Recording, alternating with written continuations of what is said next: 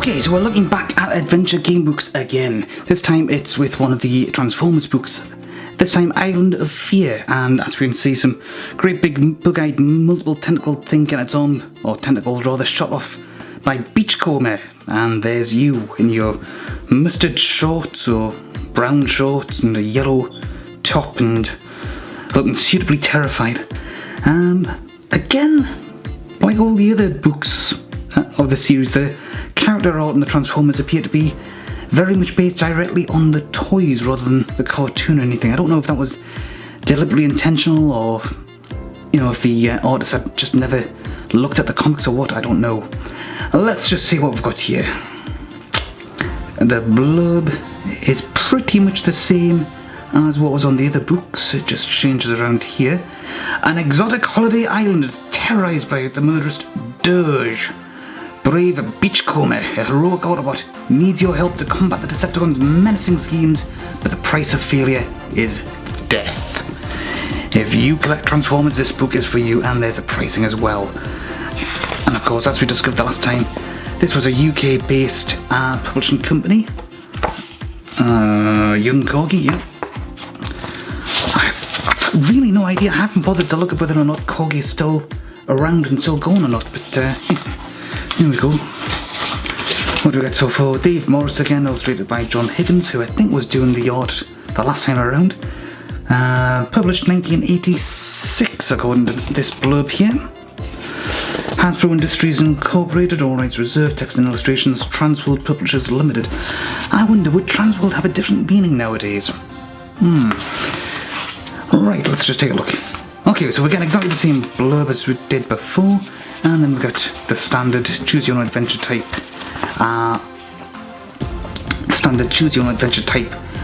Layout and format, go from page to page.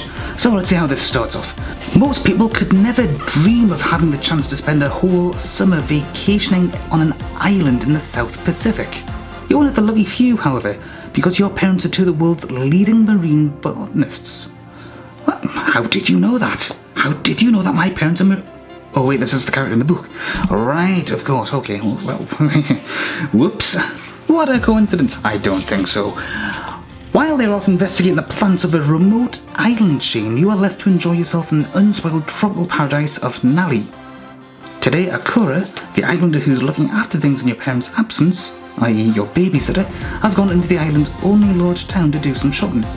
You sit on the patio and decide how you will spend the morning. Do you want to go for a swim? Page 6. If you want to take a walk inland and sail, page 2. And if you want to get one of the islands to take you out on their boat, turn to page 5. I'll just go to page 2 since it's the easiest. And as we can see on page 3 straight away, there's some sort of explosion. Let's take a quick closer look. That's obviously a volcano, and that is Dirge. Or Dirge. I forget how you actually pronounce the name. I forget how it was pronounced on the show, anyhow. But yeah, there you go. As you can see, if you've watched the other review, he is what is referred to as, at least by the fans, as a Seeker. Now, that's basically a Decepticon jet. In the original series, they all transformed into F-16s, I think. Now, he's going...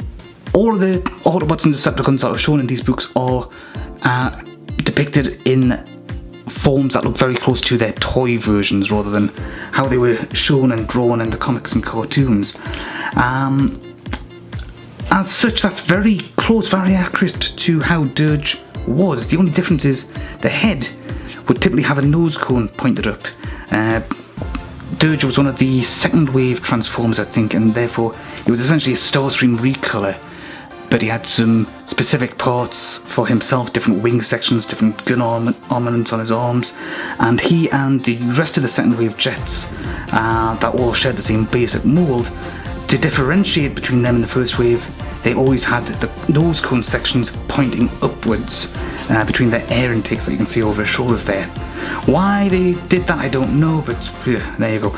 So let's see what we got on page 2 here. You climb up to the rice terraces inland, steeped fields that descend... Oh, is that stepped? Yes, stepped fields that descend down the hills of Nali Island. Okay, so now I know what that is. That's basically, you've got hills that are basically forming step-like locations. I don't know if that's a natural occurrence or not, but that does actually sum a pretty good mental image. At this time in the morning, you would expect to see the islanders scattered about, hard at work in the rice fields. However, they are all huddled together in a large group by one of the irrigation ditches that pumps water into the field. If you decide to go and talk to them, turn to page 3. If you'd rather return to the beach, turn to page 4. Let's turn to page 3. They do not speak very good English, but you hardly need to exchange more than a few words to see that they are all very frightened. Black muddy water is pouring down the ditch, polluting the rice fields. One of them points to the sacred volcano at the centre of the island. "Fire God angry," he cries. You tell them what your parents have told you, that the volcano is extinct. It has not erupted in thousands of years. You're not sure if they understand what you are saying or not. Suddenly a distant rumbling echoes from the volcano. So, had the artist actually bothered to read this? Or was he just going off some of the notes altogether?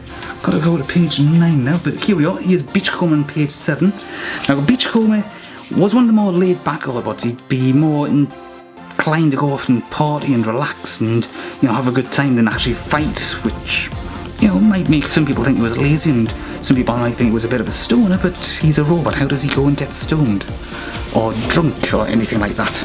They don't have biological functions. Okay, so here we're on page 9. The islanders shriek in terror at the sound. They seem unnecessarily frightened. Even if the volcano were to erupt, and you know that is impossible, it is a long way off and there is no immediate danger. Calm down, you shout over the rumbling from the volcano. What's there to get so panicky about? It's just an earth tremor. Yeah, earth tremors can be pretty dangerous in their own right, methinks. If they cause something to fall down like, I don't know, a mountainside. As the rumbling dies down, they recover themselves. One of them turns to you. The voice of the god, he declares, pointing to the volcano. You shake your head, but they are firm in their superstitious ways. Leaving them, you return to the beach and take a swim. All of that could have been avoided if I had just gone for a swim, and then I would have met Beachcomber here. Going for a dip is a good idea, what with all that polluted water that we just read about earlier. As usual, it is a hot day. Even the sea is luxuriously warm. You swim along the beach, occasionally treading water and calling out to the fishermen who are tending the nets on the white beach, until you reach the rocky point known locally as Ranganda's Point. Or Rangda's Point? Rangdad's. Yeah, I'll go with that. Rangdad's Point. Swimming further, you find a secluded cove you have visited once or twice before. It is a good place to go when you feel like doing nothing in particular, because it is quiet and private. There's a few ideas as to what you might get up to in that sort of situation. As you run up from the frothy waves, you hear someone whistling. You are surprised, but the next moment you are completely astonished. Suddenly you see a robot come out from a nearby cave with a fishing rod over one shoulder. And there we go. "Well, hey," says the robot, almost as startled as you are yourself. "How did you get here?" "I swam," you tell him. Then you start to smile. You can't help yourself. He looks rather funny holding the fishing rod. "Oh yeah," he replies. That's right, I forgot. You Earth types float, don't you? I always wanted to try surfing." The thoughts of this big robot balancing a surfboard makes you burst out laughing. That's how you can tell he's a good guy. And there's Dirge in his flight mode, in his jet set lifestyle type setting. We need to be on page 12. The robot tells you that his name is Beachcomber and he's one of the Transformers, robots who came to Earth from planet Cybertron millions of years ago, 4 million to be exact. It's hard to believe, but since you find yourself talking to an intelligent robot, something you would have found incredible only a few minutes ago, you believe his amazing story. Suddenly there's a screech of jet engines from high in the sky. You look up but you cannot see a plane as it must be hidden behind the level of the cliff top. Glancing back at Beachcomber, you are surprised to see that the noise is shaking him. As the sound of the jet fades into the distance, Beachcomber asks you a strange thing. He asks if you felt frightened. I'm just going to turn the book over for a second because my memory card is about to run out. And I'm back. Okay, so, are we scared of the big bad Dirge? If you say yes, turn to 13. If you say no, turn to 14. Well, I don't know about you, but I'm going to say no. You shrug. What was there to be frightened about? It was just a jet plane going over. No, it wasn't, exclaims Beachcomber. But wow, this is amazing. He must be one of the few people in the world who's immune to that sound. Just as some people are immune to chickenpox, or metal fatigue, or whatever. You want to point out that no person you know ever suffered from metal fatigue, but Beachcomber is about to explain about the jet. Which is exactly on the next page. Right, the sound we heard can only have been Dirge. He's one of the evil Decepticons, a warlike group of robots that are trying to destroy the Autobots. I'm one of the Autobots. Dirge can transform himself into a jet plane, and the roar of his engine strikes terror into the fuel pumps of Autobots and humans alike. That should have said Transformers, but yeah, I was getting too much into character there. Although it's true that Dirge's ability would affect humans and Transformers equally, there are a few known exceptions here, obviously. Humans have hearts on fuel pumps, you put in. Very similar things. Anyway, if Dirge is hanging out around here, then some terrible plan is afoot. Much as I hate conflict, we must act before anyone is harmed. So there's a bit of humour here. Just a little bit. That's kind of in keeping with Beachcomber, because he's more of a jokey character than certain other characters were. Well, I'm not going to go through too much of the book any more than what I already have. I'm just going to go and look through the artwork now. Here we've got one of the locals, obviously terrified. Must have heard Dirge's boom noise. Here we've got a very good a very good picture of Beachcomber himself. That looks far more detailed than any of the other art that we've seen in these books before. The two little dots there quite nicely represent eyes. In fact, even the markings here sort of give the impression that there's eye sockets and whatnot, and the white dots are simply the pupils, and he's obviously deep in thought. But there's a lot of level of detail there, not just in terms of detail on his bodywork, but also in terms of shade as well, which we haven't really seen in many of the other drawings and the other books. And yeah, it's the same artist. Now there's a very good leopard drawing. I quite like the look of that quite a bit. That's looking quite nice. Sea Spray. We have Sea Spray. Now he's another Autobot, this time a sea-based Autobot. I think he transformed into a hovercraft of some sort. Like Beachcomber, he's one of these Autobots who, much like Optimus Prime, had no visible mouth. He just had this faceplate over much of his lower face. And we've got Dirge obviously bombing everything, doing some sort of bombing run on the ocean. And it looks like somebody's got a target acquire program. And I'm assuming, because of the Autobot badges here, that it must be something to do with Sea Spray. Let's see, as you move the joysticks, Sea Spray's terrified face disappears from the console to be replaced by a computer display of the oncoming jet. So you have to fire his weapons for him, you have to pull his trigger. Yeah, there's Sea Spray in his hovercraft mode, yeah. Good, so I thought I'd completely forgotten the whole plot of this book. There's Beachcomber again. But I completely forgot that there was more than one Autobot here. That's good to know. Two for the price of one, although Beachcomber gets top billing, along with Dirge.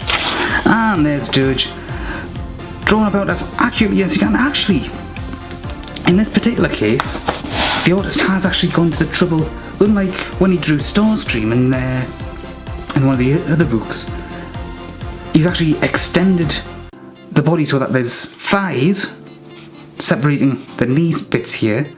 He's gave full arms, so he's got both upper and lower limbs rather than just one stiff limb that goes up and down like that, like the toy did.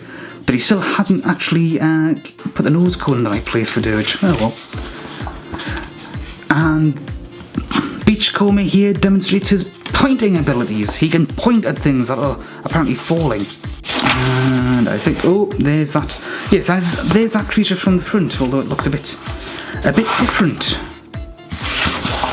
More eyes, methinks. And there we are, Beachcomber ducking out the way of some sort of gun that you've got your hands on to take out Dirge with. And then we've got the usual stuff now. In the last one, we had all that stuff out TR there. Yeah, it's just the one this time. I wonder where this book was in the series. Was there actually some sort of chronological order here? So we've got Dinobot War, Peril from the Stars, and Highway Clash. Now, Peril from the Stars was the one with the Starscream in, but there's no real suggested reading order. And I don't think there's actually any real continuity between them other than, in general, you've got the standard Autobot versus Decepticon situation. But it's a very simple book. The artwork is a lot nicer than it was in Peril from the Stars. Not that the artwork in general was bad in Peril from the Stars, it was just a little too toy-centric, toyatic, rather than the degree of realism that they had in the cartoon and comic versions of the character models. But yeah, it's well written. It's a bit more open-ended as to what your nationality might be. In fact, now that I think about it, there's nothing really stating what country you're supposed to be from in this book, so it's open-ended enough to be anyone from anywhere. That kid could be an Australian for all we know. The only thing that we can really confirm is that the kid is obviously white. All in all, it's a very simple book, but it's well written.